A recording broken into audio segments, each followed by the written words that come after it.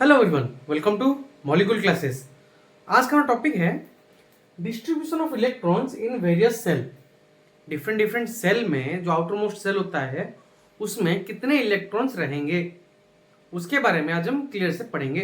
ठीक है, तो सबसे पहले क्या बोला है, the distribution of electron in various shell is done in according to the Bohr Bury scheme. मतलब बोर-ब्यूरी स्कीम के अंडर जो distribution of electron different various shell में कैसे होता है वो बोर-ब्यूरी स्कीम में बताया गया है। ये बोर-ब्यूरी स्कीम क्या है, वो क्या है, the filling of electrons in an atom is done according to 2n²। ये याद रखना, 2n², ये वाला मेन पार्ट है 2n²। ठीक है, 2n² where n is the number of shell and 2n², n का मतलब क्या है, number of shell, and 2n² represents the total number of electrons that can be accommodated in that particular cell। मतलब 2n² हमें बताते हैं कि outer most shell में कितने इलेक्ट्रॉन्स रहेंगे। फॉर्मूला क्या है, 2n², और n क्या बताता है, n है number of electrons, sorry n है नंबर ऑफ सेल। ठीक है, अब देखते हैं क्या क्या है। जैसे कि अगर हम n = 1 लेंगे, वो k सेल में रहेगा, 2n² फॉर्मूला, n के बजाय 1 लिखेंगे, 2 1 का स्क्वायर इक्वल टू 2 इलेक्ट्रॉन। मतलब k सेल में 2 इलेक्ट्रॉन रहेंगे। क्या है, k सेल में 2 इलेक्ट्रॉन्स रहेंगे। फिर n = 2 लिया गया, जो कि होता है हमारा L सेल, तो 2n² का फॉर्मूला 2 × 2 का स्क्वायर, मतलब उसमें 8 इलेक्ट्रॉन्स रहेंगे, किसमें, L सेल में। और n = 3, अभी आया M सेल, फॉर्मूला 2n², 2 × 3 का स्क्वायर, मतलब इसमें रहेगा 18 इलेक्ट्रॉन्स, इसमें M सेल में। फिर आया n = 4, n सेल, फॉर्मूला है 2n², 2 × 4 का स्क्वायर इक्वल टू 32 इलेक्ट्रॉन्स रहेंगे n सेल में। ये है तुम्हारा फॉर्मूला 2n²। k सेल में कितने रहेंगे, 2, L सेल में रहेंगे 8, M सेल में 18, n सेल में 32। मतलब ये सब कितना है, अगर सपोज में वो एटॉमिक नंबर के charts, hydrogen, helium, lithium, beryllium, boron, nitrogen, carbon, वो जो है वो सब इस स्कीम के अंडर उसमें बताया गया है कि कितने उसके सेल हैं, कितने सेल्स में कितने इलेक्ट्रॉन्स रहेंगे। जैसे कि हाइड्रोजन 1, एटॉमिक नंबर 1, तो उसके इलेक्ट्रॉन 1 है, तो 1 इलेक्ट्रॉन उसके के सेल में 1 रहेगा। अभी बता देते हैं कैसे रहेगा। ठीक है, देखो इतना समझ में आया। ठीक है, अगर बताया गया कि सोडियम Na, उसका एटॉमिक नंबर है 11, तो वो किस सेल में रहेगा, उसका स्ट्रक्चर कितने सेल्स में होंगे, KLm, 2 8 18, मतलब 18, 2 8 10 कंप्लीट हो गया, 2 सेल कंप्लीट हो गया। फिर तीसरे सेल मतलब M सेल में 18 इलेक्ट्रॉन्स हैं। जो इलेक्ट्रॉन्स में 18 जो एलिमेंट्स में मेटल्स बोलते हैं, मेटल्स में जो मेटल्स में 18 इलेक्ट्रॉन्स हैं वो सब रहेंगे M सेल के अंदर। जो मेटल्स में 8 इलेक्ट्रॉन्स हैं बाहर आउटर मोस्ट सेल में, वो रहेंगे L सेल, और जिनके 2 हैं वो 2 रहेंगे वो एलिमेंट्स। ठीक है, अभी देखो, सॉरी मेटल्स नहीं, एलिमेंट्स।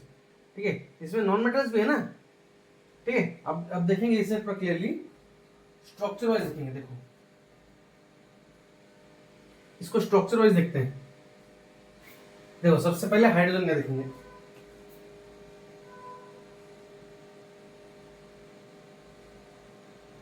हाइड्रोजन का एटॉमिक नंबर 1 है, तो अगर ये रहा के सेल, तो यहाँ पे 1 इलेक्ट्रॉन रहेगा, ये है तुम्हारा हाइड्रोजन। अगर सपोज ये है तुम्हारा के सेल, क्योंकि यहाँ पे 1 है, 1 इलेक्ट्रॉन है। हाँ, इससे पहले एक और चीज बता देते हैं कि के सेल एल सेल में क्या क्या रहेंगे। ठीक है,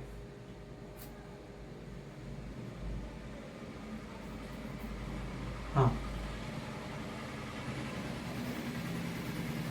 देखो, ये तुम्हारा सेंटर ऑफ पार्ट एटम का, जिसमें प्रोटॉन्स और न्यूट्रॉन्स रहते हैं। फिर है उसके सेल्स, ये है तुम्हारा के सेल, फिर L, M और N। ठीक है, ये है तुम्हारा K shell, L shell, M shell, N shell. K shell में कितने रहेंगे, 2, एल सेल में कितने रहेंगे 8, M में 18, N में 32। ये सब कैसे रहेंगे? ऐसे। ये कंप्लीट हो गया। के सेल कंप्लीट होने के लिए 2 इलेक्ट्रॉन चाहिए, 2 इलेक्ट्रॉन हो गया। एल सेल कंप्लीट होने के लिए उसको 8 इलेक्ट्रॉन चाहिए, 4 5 6 7 7 हुआ ना, 1 2 3 4 5 6 7 8, ठीक है, 8 इलेक्ट्रॉन। फिर ये देखो, ये इसको 18 बोलते हैं, लेकिन 18 जो बोलते हैं इसका मतलब ये नहीं कि इसे पूरे कंप्लीट में 18 रहेंगे। इसको 18 क्यों बोलते हैं? 2 8 कितना 10 हो गया, बाकी इसमें रहेंगे 8 इलेक्ट्रॉन। देखो 1 2 3 4 5 6 7 8। क्लियर? ये 8 था, क्लियर ना? देखो 2 8 18, उसी तरह 32 भी वैसे ही होगा, है ना? देखो के सेल कंप्लीट होने के लिए, के सेल कंप्लीट होने के लिए 2 इलेक्ट्रॉन चाहिए, जो कि हो गया। एल सेल कंप्लीट होने के लिए 8 इलेक्ट्रॉन चाहिए। एम सेल कंप्लीट होने के लिए 18 चाहिए, जो कि सबको मिला के, मतलब ये पूरा 8 टू 10, ये 8 कितना है 18, 32। एल सेल के एन सेल के लिए 32 इलेक्ट्रॉन चाहिए, जो ये कंप्लीटली होगा। क्लियर? ये क्लियर हुआ? ये देखो हाइड्रोजन हुआ था, अब देखेंगे सोडियम का।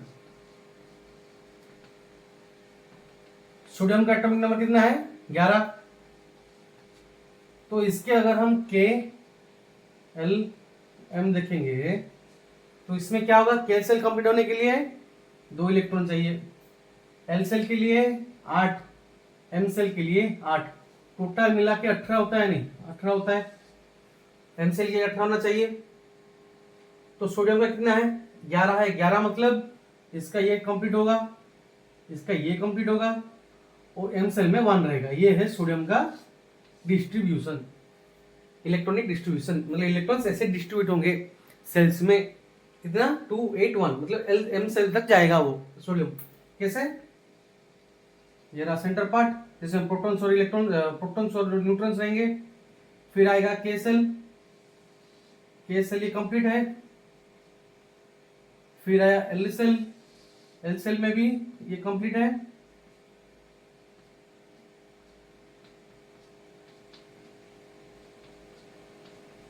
आठ इलेक्ट्रॉन।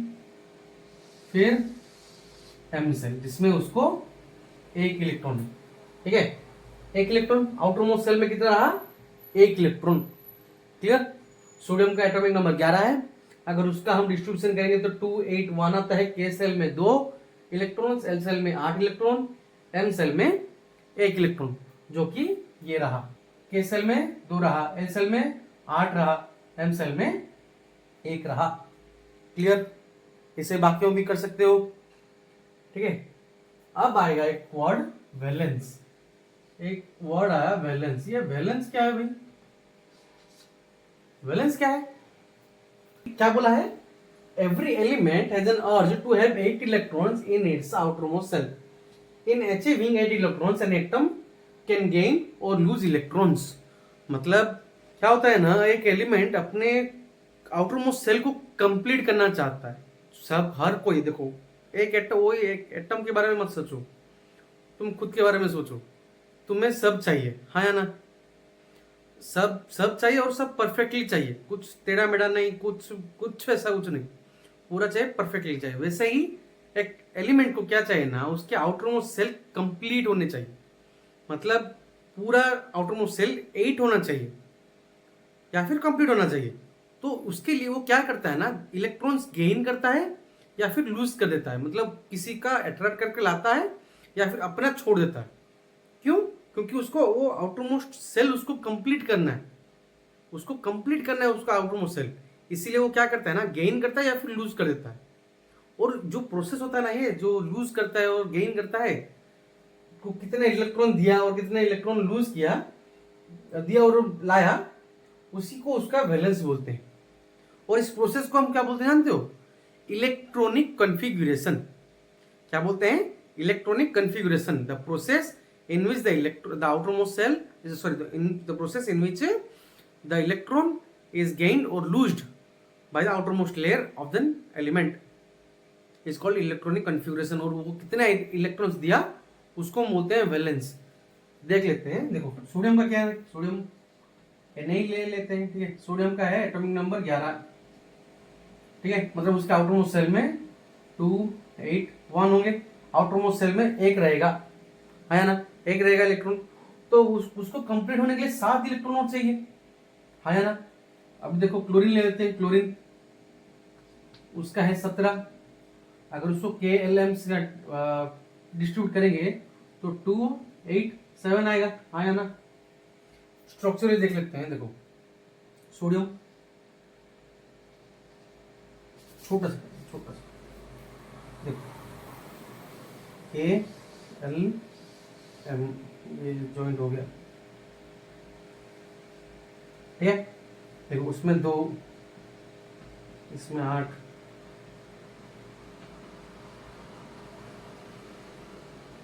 और आउटरमोस्ट सेल में 1 है, ठीक है। तो लेकिन क्लोरीन में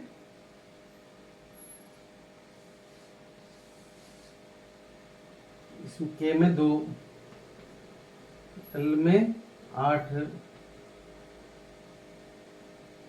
और इसमें क्या है, आउटर KLM सेल में 7 है,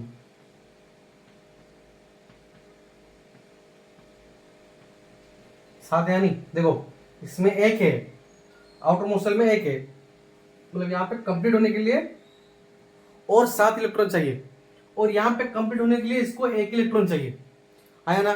तो सोडियम क्या करता है ना, अपना एक इलेक्ट्रॉन इसको दे देता है, ठीक है। देखो देने के बाद इसका आउटर मोस्ट सेल क्या है, ये रहा, नहीं रहा, ये हुआ, तो इसमें ये कंप्लीट है या नहीं, कंप्लीट 8 इलेक्ट्रॉन है या नहीं, इसमें है। तो ये क्या होगा ना, इसको हम बोलेंगे Na+, क्योंकि ये इलेक्ट्रॉन लूज कर दिया, इलेक्ट्रॉन मतलब नेगेटिव एनर्जी, नेगेटिव आयंस, जो नेगेटिव आयंस छोड़ देता है वो पॉजिटिव हो जाता है ना, तो Na+।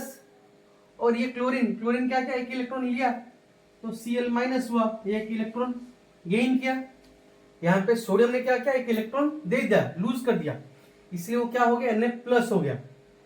उसी तरह क्लोरीन ने क्या किया, 1 इलेक्ट्रॉन गेन किया, इसलिए वो Cl- हुआ।